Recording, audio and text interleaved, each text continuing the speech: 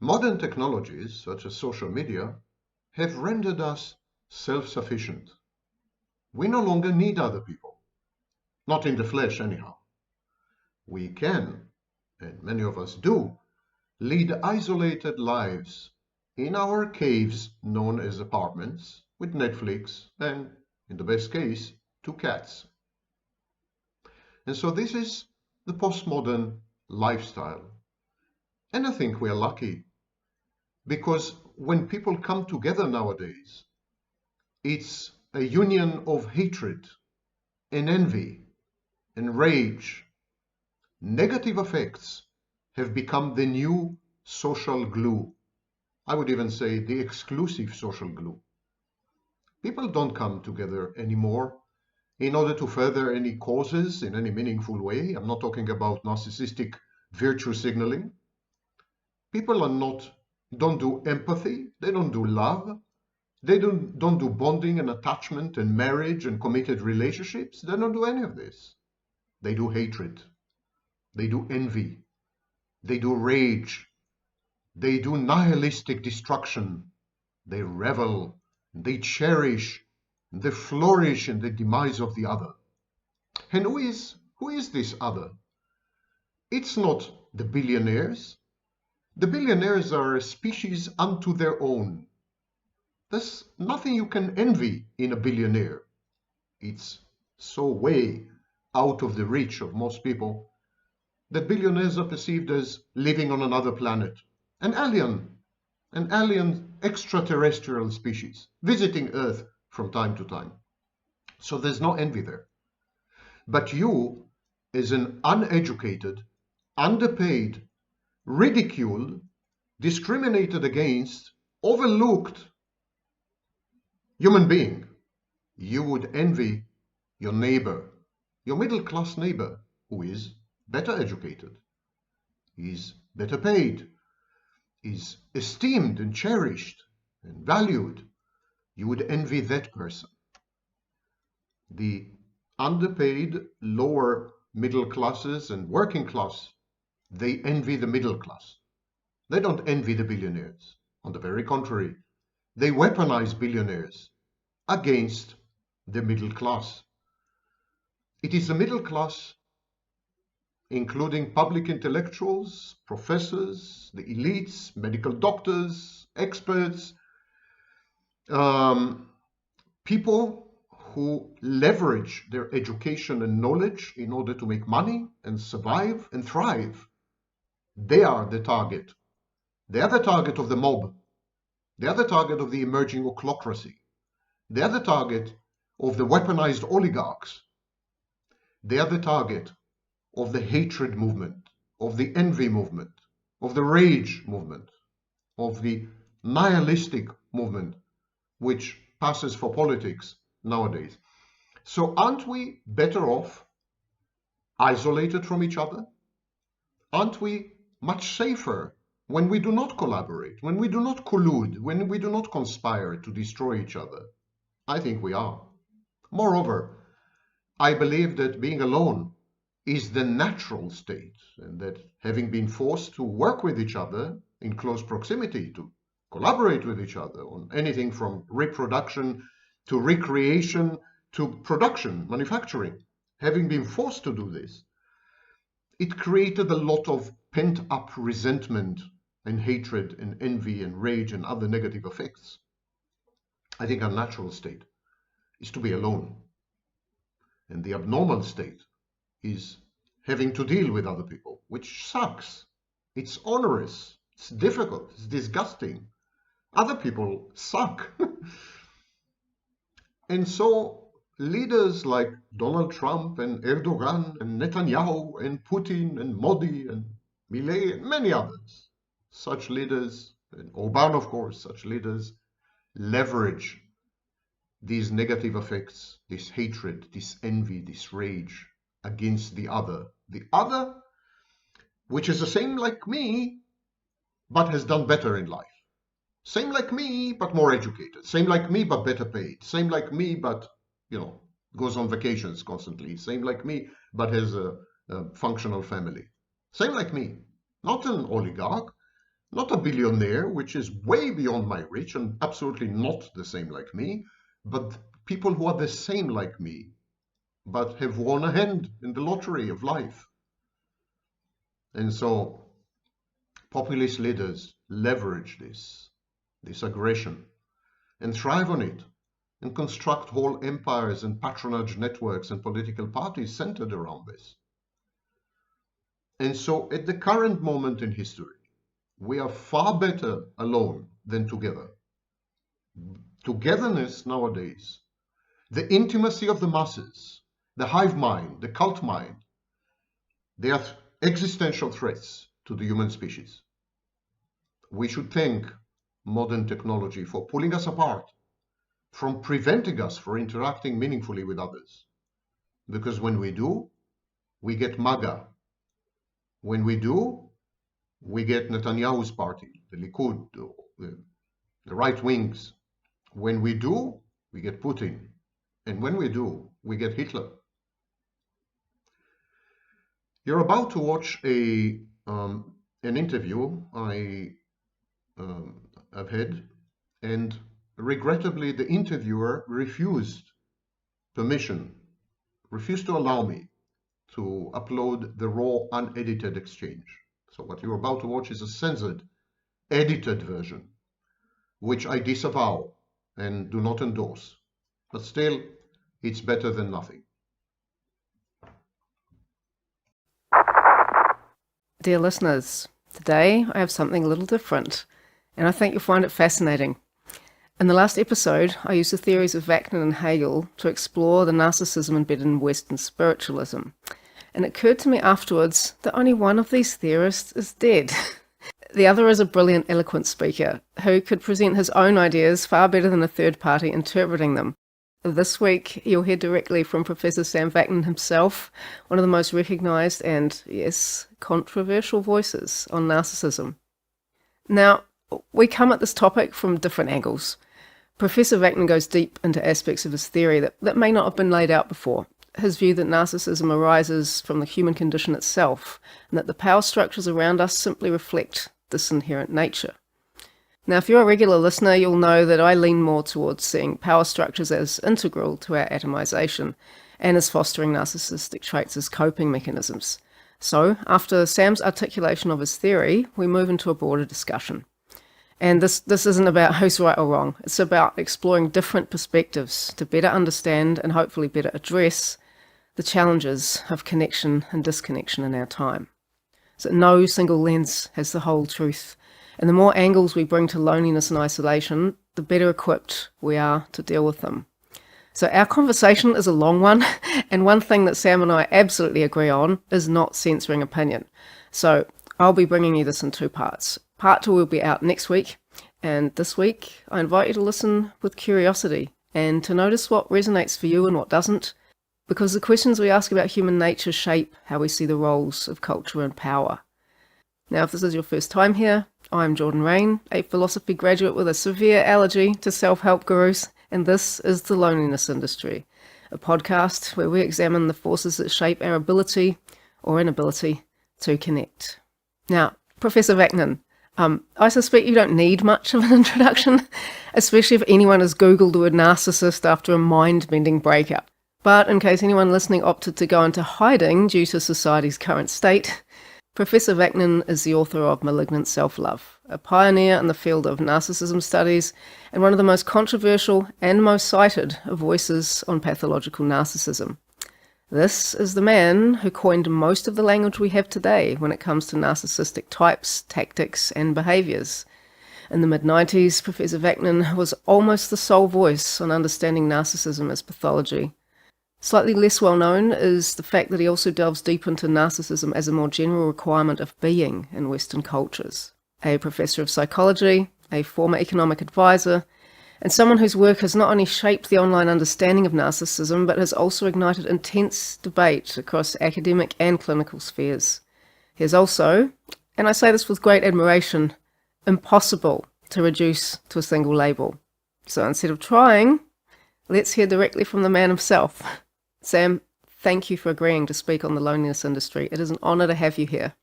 Thank you for having me, and thank you for the introduction. I barely recognize myself in it. I've listened to enough of your stuff by now that everything I'm saying is true. You are unclassifiable. So I'm going to start with the first question here. I'm going to move from the personal to the relational with this question. One of the recurring themes in the loneliness industry is how narcissistic systems, whether individual or institutional, create profound loneliness by severing us from real connection. So before we zoom out to the societal patterns, let's begin with the individual in their relational context. How does narcissism create disconnection, both internally for the narcissist and externally for those in relationship with them?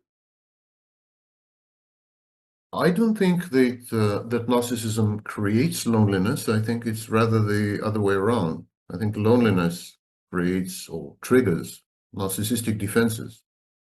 And with your kind permission, if you were to suffer me for the next 5 minutes, I will try to give an overview of how I see things, what has led to what, the Yes, chain please. of causation, and so on.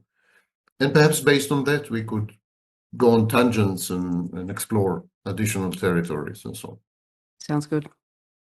Start with the foundational, indisputable, non-controversial fact that we all need to be seen. And this starts in early childhood. This starts when you're a newborn. The first thing a newborn does is attract attention. A newborn who fails at attracting attention is a newborn with a very limited life expectancy. And so the need to be seen is a survival strategy experienced subjectively as a need. Actually, it's about survival. It is through the gaze of other people that we derive initially sustenance, food, shelter, changing of diapers, for those of us who are lucky. And then later on in life, it is the gaze of others that defines us. It is through the gaze of others that we acquire the sense of existing. Existence is not a given. Absolutely not. People think that existence just is part and parcel of being human or being an organism. That's not true. It's not part and parcel of sentience. It's not part and parcel of consciousness. It's not the sense of uninterrupted, continuous core that is immutable, always there. The sense of being, the sense of what we call the self, the boundaries between you and the world stops here and I start, and I stop here and the world starts, and all these are just forms of internalized gaze, other people's gaze. That's not Sam Vaknan, that's Lacan, actually. And so the first instance of a defining gaze is inevitably, ineluctably, the mother's gaze. It is through the mother's gaze that the newborn acquires a sense of selfhood. But mind you, it comes at a cost, and the cost is trauma. It's very traumatizing to realize that you are not a part of mother and mother is not a part of you. To realize that mother is a separate, external entity with a mind of her own, autonomous and independent and agentic. It's terrifying because it means it translates into an innate sense of loss of control. The symbiotic phase where the baby and mother are one is very anxiolytic. It reduces anxiety. The baby is not anxious because there's nobody out there. Baby and mother are one. But then suddenly, through mother's gaze, the baby becomes separate. Bear with me, I'm leading somewhere. I'm even going to answer your question, shockingly, ultimately. But we absolutely need this background because the need to be seen, of course, has vast social, societal, cultural, and commercial implications. And so we start with this fact. And then every time we experience someone else's gaze, we also re-experience the original trauma. Because it is true, someone else's gaze evinces, documents our separateness. When we encounter someone else's gaze, it is the moment in time where we feel most alone. most lonely, because the gaze tells us, the main bit of information in the gaze is, I am not you. When someone is gazing at you, at the very same moment, the communication is, I am not you, and you are not me. We are separate to each other. We're not the same. We are not symbiotic. We are not one organism. Well, and so this separateness creates existential angst. It's as if the intersubjective space is suddenly becomes unbridgeable, intraversible. The extreme existential loneliness comes about only when you compare yourself to other people. You know that you're lonely because you are aware of the existence of other people. May I ask you a question for clarification? Are you talking about a failure in the mirror stage, to bridge the mirror stage where one separates from the mother? Because you're talking about Lacan here. So is this a failure? Is this a failure in individuation, as Jung would possibly refer to it, where because you failed at the mirror stage to say, I am separate in a comfortable fashion? No, this is not. Okay. This is not a part of. This is not a failure. This is the common human condition. Okay. I'm talking about every human being. Every human being goes through the experience of the mother's gaze, the alienating mother's gaze. Every human being consequently realizes his or her separateness from mother. Every human being is traumatized by this realization. And every future gaze to the day you die provokes or triggers this initial trauma with the primordial gaze. Why? Because when you are the subject of someone else's gaze, it is clear that your separateness becomes incontestable. It is through someone else's gaze that you realize how alone you are. Your loneliness or your aloneness is in contradistinction to the existence of other people.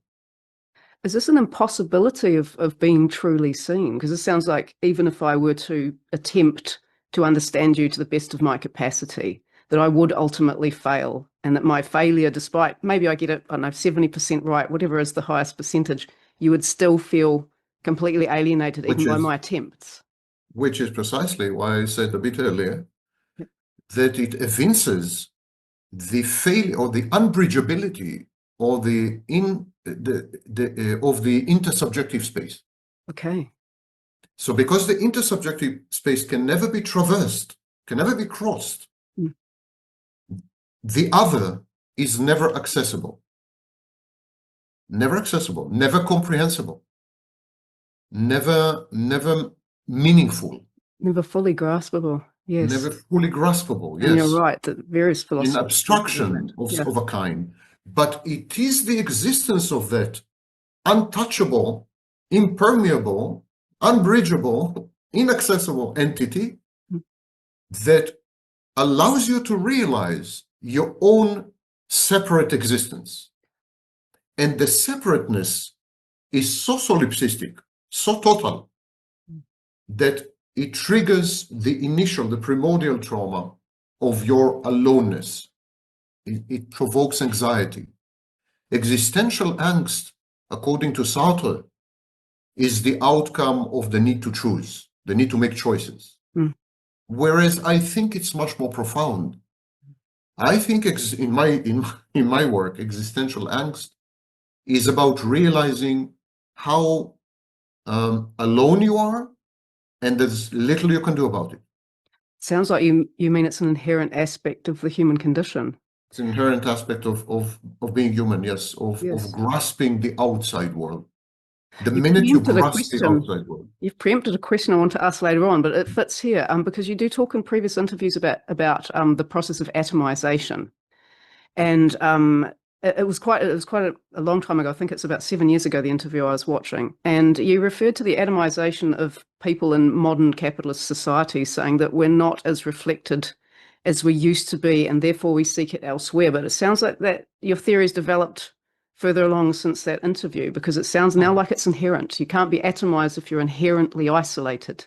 Your questions are excellent, and don't misunderstand my responses as implying some kind of criticism or anything. No, I want explanations. Yeah, I want difficult expansion would be good. Yeah, difficult to wrap your mind around it. Yeah.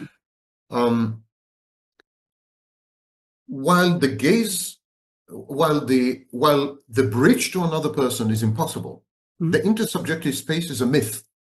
It's nonsense. Okay. You could never ever, in principle, access another person's mind.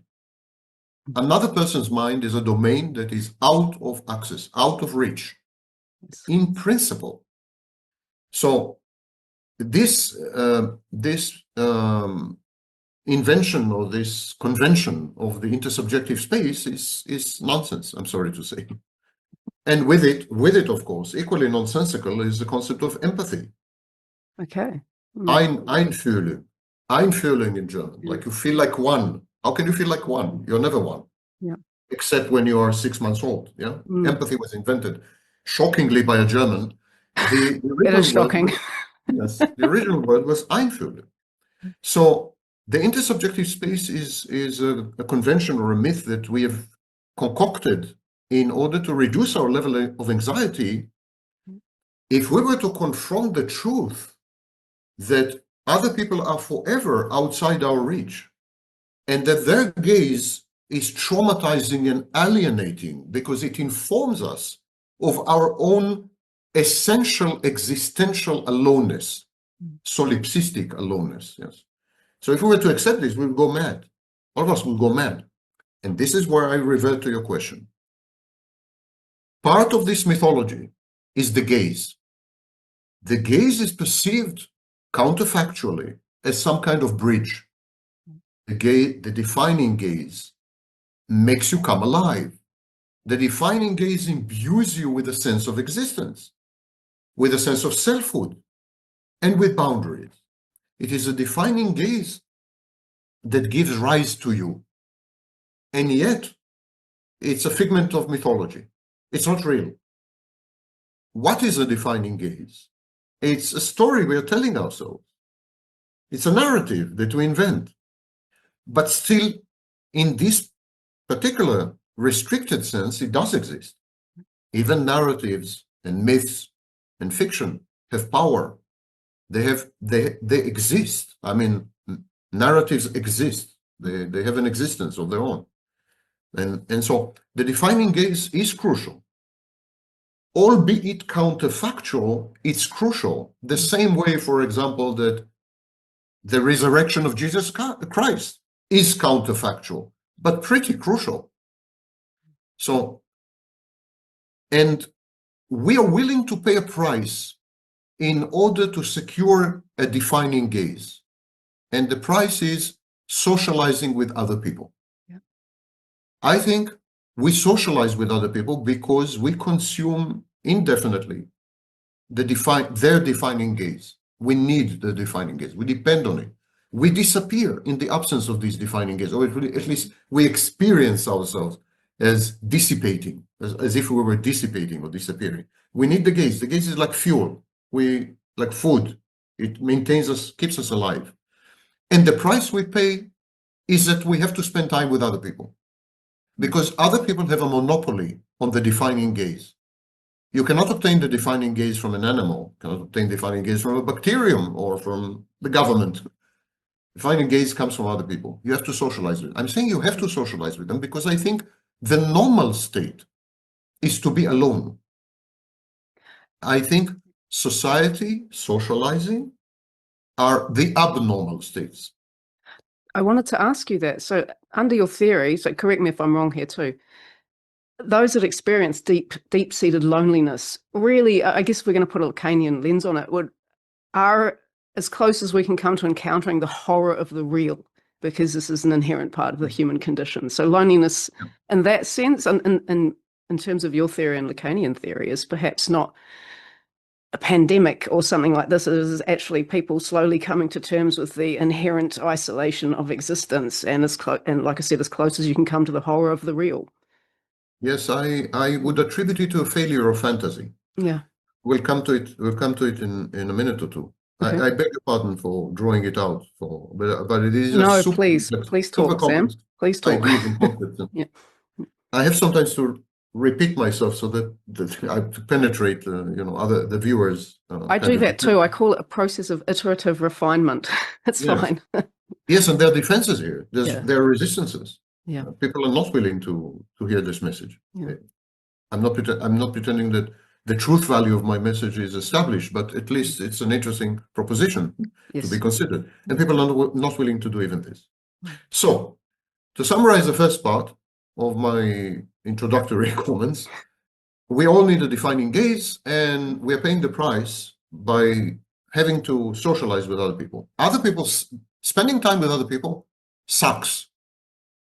Other people consume energy. Other people are difficult. Most people are abrasive. The friction is unpleasant. To spend time with other people is a horrific experience. That's very Sartrean. And yet, yes, hell is the other person. Although it's taken out of context, but yeah. Yeah, it is. It's a joke. Yeah. And so we're willing to pay this price because they have a monopoly on the defining gaze. They have a monopoly on the food, let's say. Yeah. And suddenly, the biggest revolution in human history has occurred 20 years ago. We have succeeded to generate a machine gaze. We've succeeded to generate a virtual gaze or an artificial gaze that is indistinguishable from the human defining gaze. So we succeeded not only to generate technologies that provide people with a gaze, but we succeeded to convince the consumers of this gaze that this gaze is as good as a human gaze. And I'm talking about social media, I'm talking about artificial intelligence, and I'm talking about the oncoming metaverse. This trio of technologies, they provide an artificial gaze which is indistinguishable from a human gaze or perceived subjectively as a human gaze, and is cost-free in the sense that you do not have to socialize with people in order to consume this gaze. And the inevitable outcome of this is that people gave up on other people. Yeah. With alacrity and cheer. Lovingly, they gave up on other people. I can prove it to you. During the pandemic, people were told to work from home. Pandemic has ended, and people were asked to return to the office. More than 40% of them resigned rather than return to the office. When we asked them in various studies, why did you give up on your job rather than return to the office? They said, because I can't stand my colleagues anymore. I don't want to spend time with them. That's one example. And of course, the atomization that you mentioned. The fact that 40+% of adults in Western industrialized countries are choosing to be lifelong singles. The fact that a much larger percentage among people under the age of 25 haven't had sex in the previous year or any romantic encounter with the opposite sex or with the same sex. And the fact that 52% of adults now live with their parents rather than establish an independent life, and so on and so forth. All the indications are that given the choice between a machine-generated gaze and a human-generated gaze, people are opting in droves. People are choosing the machine-generated gaze. My question, though, is that done with joy and alacrity, or because what I see from the people that listen to the podcast, this happens with a lot of despair for some people. And I do think there's a distinction to be drawn between the kind of context and the kind of gaze that exists in the workplace and the kind of context and gaze that, say, exists with a group of your friends when you're at a festival drinking. These contexts they have a different level of stress and a different level of performativity that is required. So I'm not sure. I agree with you that people seem that statistically they're choosing the machine gaze in droves. But I would argue that it's not necessarily out of joy and alacrity. I think that some of it is out of despair and the failure and the ability to connect through the increased desire, the increased requirement for performativity in many, many contexts, which is just exhausting, as you elaborated on earlier, all of these expectations from human beings. I make a bit of a different distinction. I don't see the despair at all. Okay. It is a choice. It is a choice, and it's extremely easy to socialize. Socializing is the smoothest, easiest, type of activity. There are no barriers to entry, and you can do it within a split second in a supermarket, go on your way to work, on your way back from work, whatever. I'm glad Social you find it media. that easy. I don't. Yeah. Well, Mm. I think that there is a more fundamental problem. Uh-huh. I don't see despair. I see a choice. Okay. However, I see a choice that could lead to the perception of dysfunctionality. In other words, I divide humanity now to two groups. One who are adept at manipulating fantasy or existing in fantasy, within fantasy, and one who are not. One group comprised of people who are not. People who are good with fantasy and people who are not good with fantasy. When you're not good with fantasy, this is what we call loneliness, and this is what we call despair. It's the failure. It's a fantasy failure. Failure to leverage fantasy in a way which will be conducive not only to functioning but to well-being. Whereas a growing percentage of our population, and in the future the entire population, are becoming more and more adept at constructing fantasies, inhabiting them, manipulating them, sustaining them, and subsisting in them. Fantasy is the new organizing principle. Reality is out. If you're not good at fantasy, you would feel, of course, lonely and you would be desperate. The desperation, I claim, is not because you fail to connect and not because you don't have other people in your life. That is a relief. The desperation is that you can't find a substitute for this. You need a defining gaze, and if you're not good in fantasy, you're unlikely to obtain a defining gaze, even a machine gaze. This is really interesting, Sam. So, to me, from what I know about your theories of narcissism, those that are good at constructing, believing in, and manipulating to maintain a fantasy, you've drawn the distinction between essentially those with narcissistic tactics that work and those who either don't have them or who are not narcissistic. The issue I have with it is that the maintaining of a fantasy, well, perhaps it actually fits with your theory, to be honest. To maintain the fantasy is quite a lot easier when there are no people involved to contradict your fantasy and opinion. You can do it far more easily with machines, let's say. So then we've got two groups of people, one of which is, good at creating fantasy, but would choose machines because it's a lot easier. And those who don't, who still potentially seek social connection and potentially don't. Or clarify, please. In my mind, no one seeks social connection if they can avoid it. The problem is some people can't avoid it. They cannot avoid it because they cannot secure an alternative source of a defining gaze. That's my theory. Yeah. I think if you're successful in interacting with artificial gaze or virtual gaze generators, you become a solipsistic narcissist. Narcissism or narcissistic solipsism consists of two elements. One, a great capacity for fantasy. I would call it fantasy eloquence. Okay. And a second element is a capacity for introjection, a capacity of converting other people into internal objects and then manipulating these internal objects to great effect. Yeah. And you could look at it another way and say that solipsistic narcissism is about creating fantasies and then immediately internalizing them. Internalizing the fantastic space, and then within the fantastic space you have internal objects that represent other people. So people who are good at these two things, they're good at converting other people to internal objects, and they're good at constructing fantastic spaces and populate these fantastic spaces with these internal objects. These people are narcissists. And they're well adapted to the system that's developing right now. Yes. And these people are happy. They don't need or want other people. It's a burden. However, not everyone is as adept and as capable of accomplishing these. And so these are the people who are left dangling and hanging, and to their great detriment and despair. And this is my point, yes, that there are the despair is not because they're failing to connect. Okay. The despair is because they need to connect. They are coerced into connecting. I beg to differ. I don't think the locus of the Explain the coercion part to me, please. I don't feel that the locus of despair is because they fail to connect with other people. Okay. I think the locus of despair is because they have no other alternative but to connect to other people.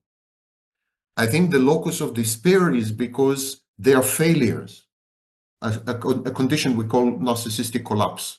I think they're in a collapse state. So then we've got two groups ideally, where there's a narcissist succeeding at using the tools, and then there's just other narcissists that are failing at using the tools, and no one who isn't one. I mean, I know this fits with your broader theory of society, actually, but these are the two groups that you're defining here. I think everyone would like to be independent of other people. I think that's the driving force. That has been the driving force in hunter-gatherer societies. And that's how humanity started, not with collaboration, not with cooperation. This is nonsense. Collaboration and cooperation started with the agricultural revolution and with urbanization, not before. Before that, there were tiny, isolated groups of people. They worked together ad hoc, but they didn't form any social kind of social networks or whatever. They were ad hoc teams. So urbanization and agriculture started it all. Now, today I think technology allows us to go back, to revert to our natural state. And our natural state is to be all alone. Only some people are not good yet, are not skilled enough to accomplish this blessed state. And this is a theory of the human condition. So essentially, yes. at the core, you're saying the human condition has a drive to be independent, to be alone. The issue I do have with that is just that historically speaking, it is pretty much impossible to put ourselves into the mental headspace of people that lived hundreds of thousands of years or thousands of years ago. We actually don't have access to what they were valuing, how their life, how they had meaning, what sort of values they'd internalized, and whether for them it felt like, yeah, you know what, I'd rather be alone. Jack's really pissing me off, or whether they just thought this is a wider part of me, which is what some cultures to this day report. Some cultures don't have a word for I, because there's this sort of a wider, you'd possibly call it a wider circle of the solipsistic world. However, I think if you base all of this on the premise that the human condition at its core has a drive to be completely independent, you encounter problems with that. Not everyone's going to agree with you. I don't think so at all. When you expand your definition of yourself and you say there's no I, but there's only the collective, that's a fantasy. And that is when you internalize other people as internal objects. What would be if that's fantasy, how do you define reality? Reality is that people are external and separate to you. Okay. If you consider everyone to be part of the same organism or mega organism, then that's a shared fantasy. And other people are figments of your mind. They're figments of your imagination. They're internal objects. It's in effect a kind of narcissistic state. I was going to say, this does sound a lot like projection of the narcissistic state onto... It is a narcissistic state. Yeah. So the human condition is inherently narcissistic and projective. Yes, I think the natural state of human beings is to be all alone, to pay the minimal price of interacting with other people because they need food or shelter or defining gaze or whatever, that they need something. And the path of least resistance is to minimize these interactions, not to increase them, not to enhance them, but to minimize them. And we have been constructing technologies. We've been on a technological binge for hundreds, if not thousands of hundreds of years, definitely. Technological binge that sought to render us more and more self-sufficient and self-contained. And it culminated with the emergence of computing, social media, artificial intelligence, and so on. We now really don't need other people.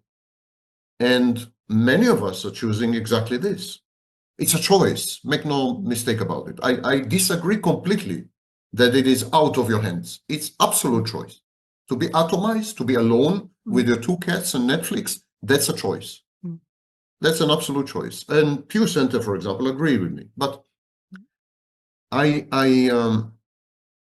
think when we mention societies, collectivist societies, where the individual is subsumed in the collective and assumes the collective's identity, that is the ultimate narcissistic condition, because that is a shared fantasy, shared fantastic space, where everyone is someone else's internal object. There's a single organism or single self, and everyone is just a figments in this mind, in this collective mind.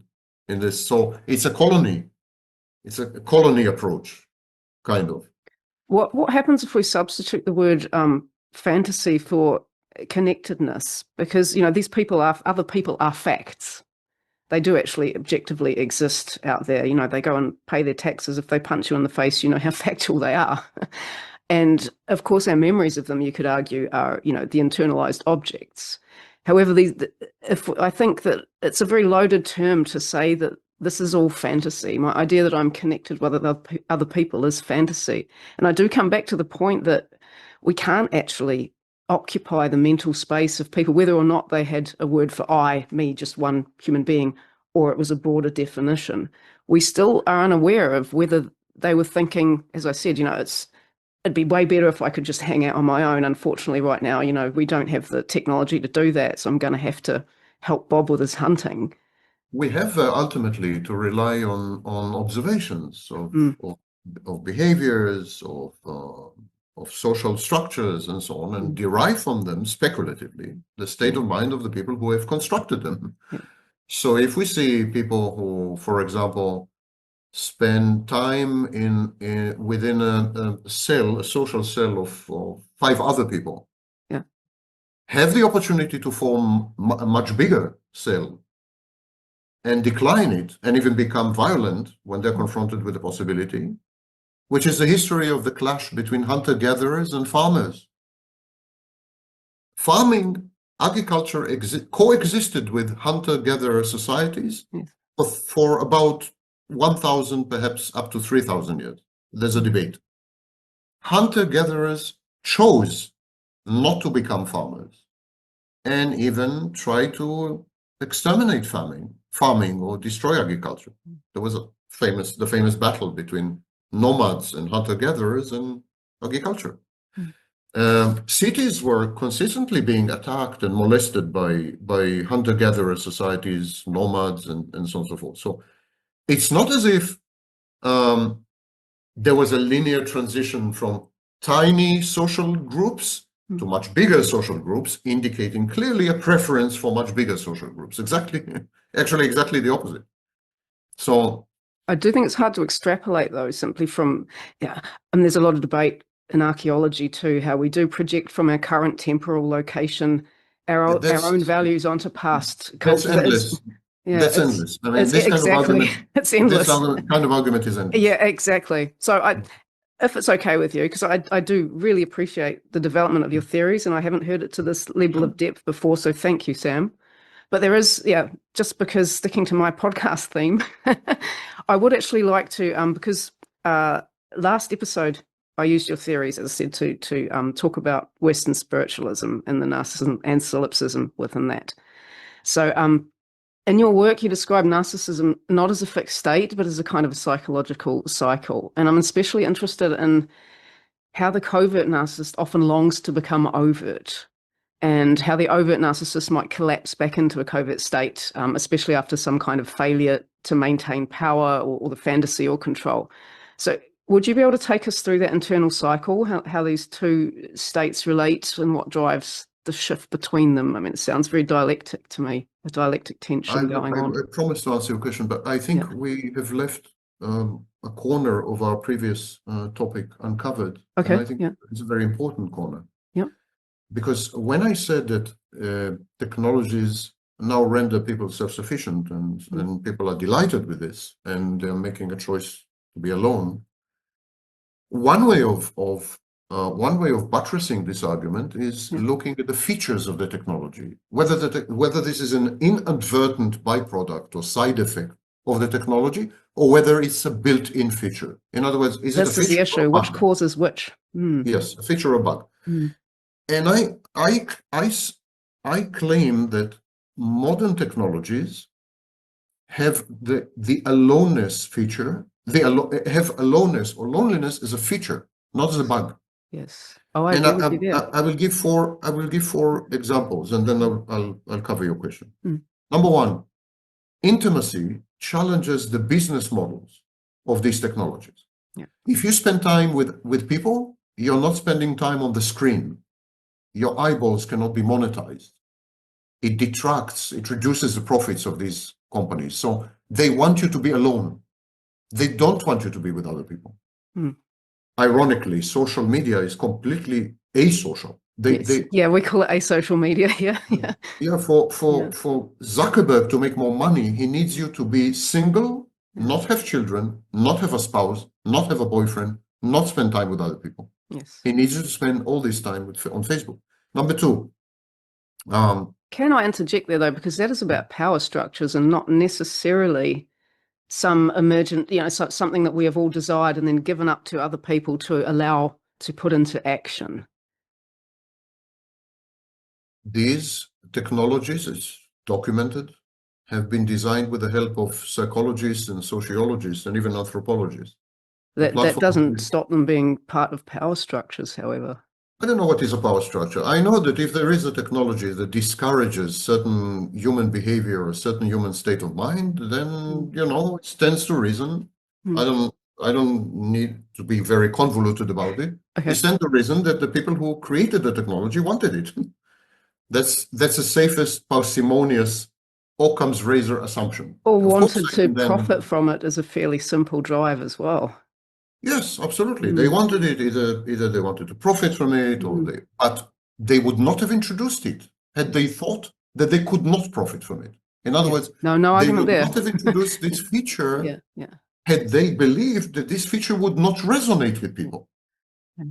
They introduced an anti-intimacy feature or disintimacy feature because they thought, exactly like me, that people would love it. That's what my argument. This reminds me of Zizek, actually, and I don't know if he addresses this directly, but how things do contain their own contradiction.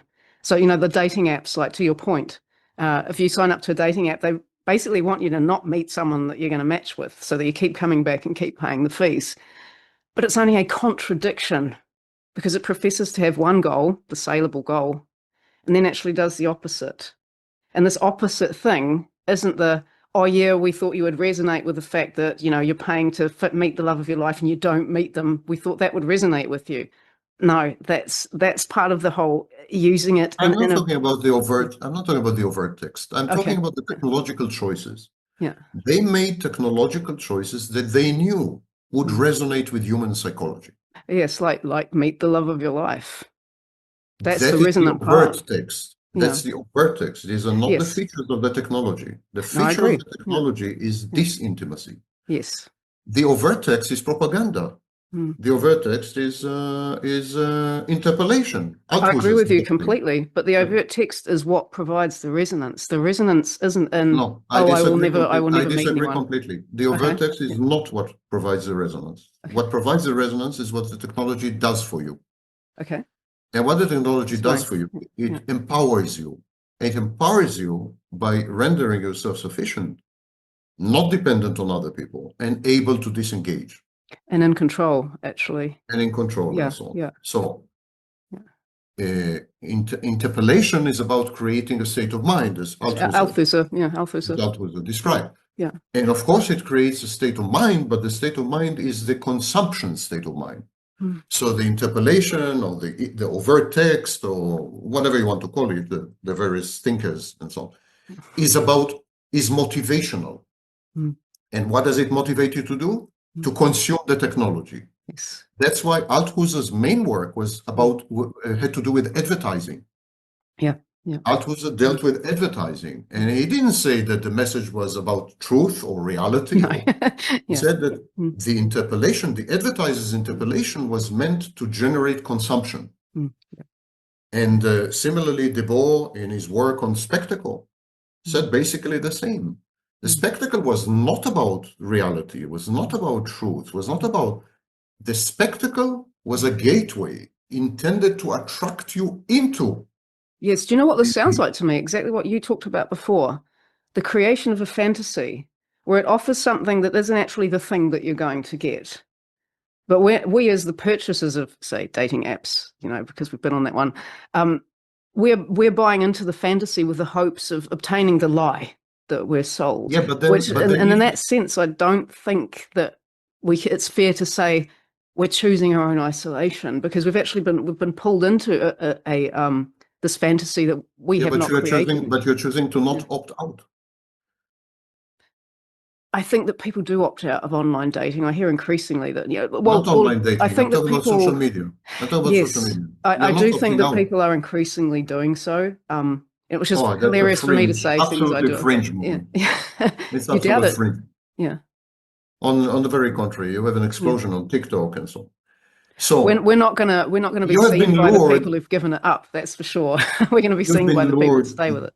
It's true that you've been lured and baited and lied to and deceived, but once you've been exposed to the technology and to the impacts the technology had on your life, you have chosen to stay. This choice is indicative of your state of mind. The people who designed these technologies constructed them so that they become addictive. In that sense, addiction is... It renders, this is the issue I have with Sartre too. We don't have a smorgasbord of all choices. And I mean, to put it very colloquially, often you have the choice, in a very sort of, life is nasty, brutal, and far too long for some people. We have the choice between kind of shit and a bit shitter. We don't have like A to Z, wonderful, this would be great, this would too, oh God, where am I going to find the time? It's like, this will definitely kill me. This might kill me slowly. And I'm actually unsure what this will do at all. We have those kind of choices in everyday life, and it's not. I'm a down to earth. It's not like we're going A to Z. I am for this thing. It's kind of like, no, I just can't do that one because I'm pretty sure it will kill me. I'm a down to earth kind of guy. Yeah. If billions of people are using a technology that isolates them, atomizes, prevents human contact, and they're still doing it 20 to 25 years later. That's how addiction works. that means they want it. Yeah.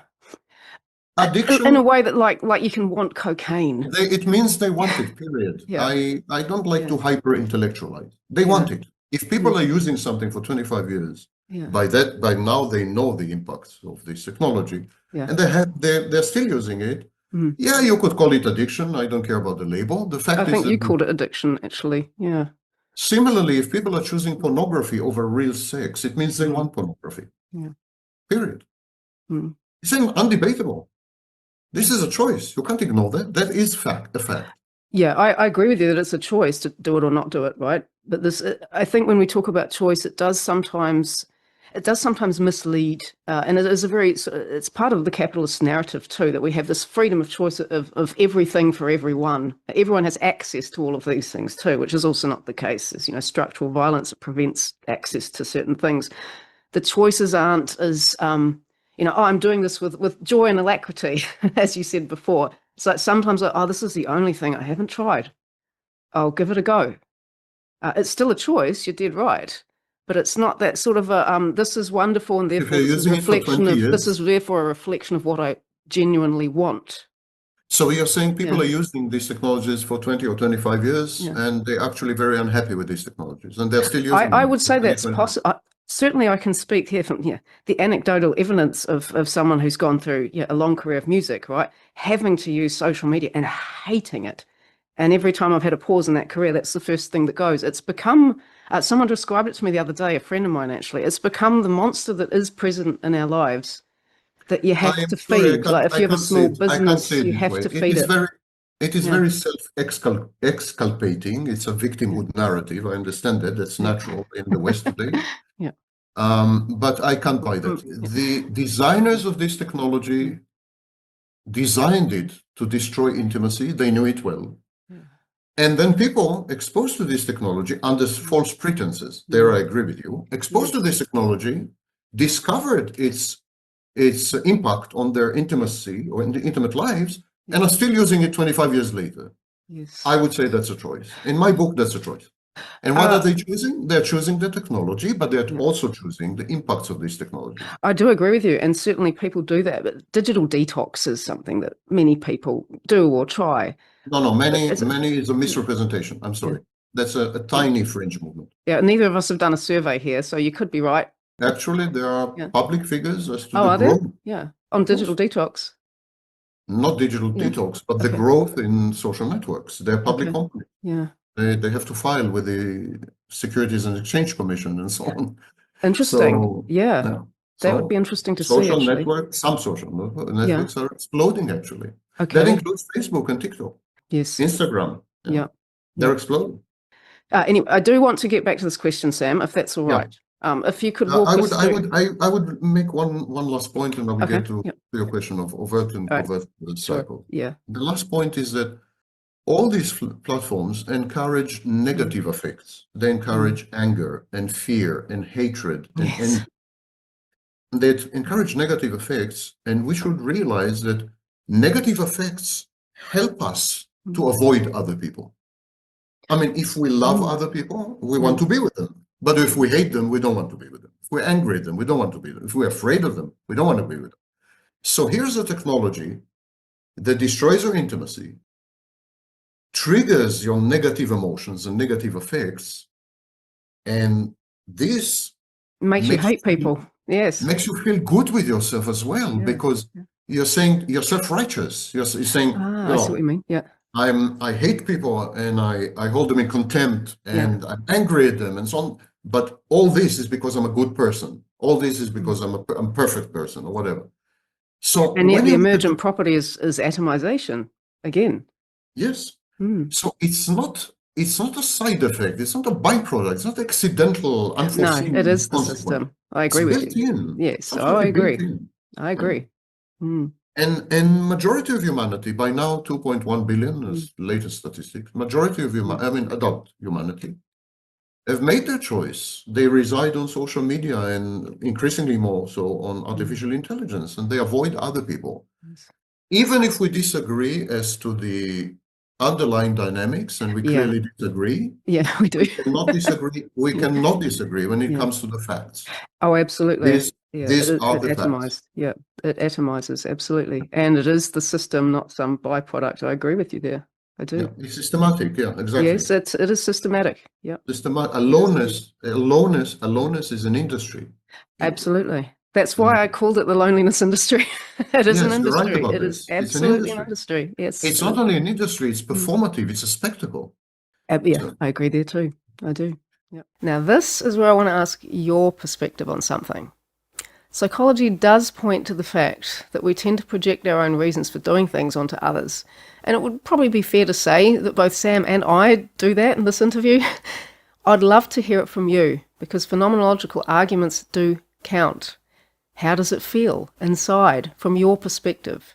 Do you, personally, turn away from others gladly, preferring the reflection of a machine? Do you turn away with another emotion, maybe frustration, resignation, grief, or something else? Or do you not turn away at all, with some particular emotion associated with that? Hope, also frustration. What emotions do you associate around not giving up on human connection if you haven't given up? Now, there's no one right answer here, right? These are the kinds of questions that help us uncover what's really happening in our lives and in broader society and our culture. So I'd really appreciate hearing your personal experience of these things. Now, in part 2 next week, Sam and I converge a lot more in our perspectives.